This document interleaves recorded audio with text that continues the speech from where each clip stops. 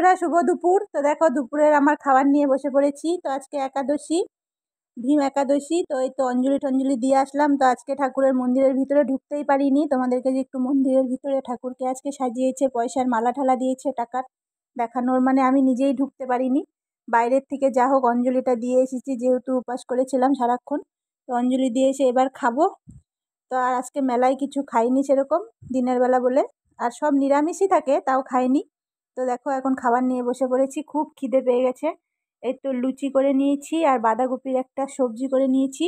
লুচিগুলো ঠান্ডা হয়ে গেছে, লুচিটা গরম হলে ভালো হতো, কিন্তু যা খিদে পেয়েছে আর গরম লুচি বানানোর এখন আমার কোনো ইচ্ছে নেই। তো আজকে সকাল থেকে তোমাদেরকে কোনো ভিডিও দিতে পারিনি।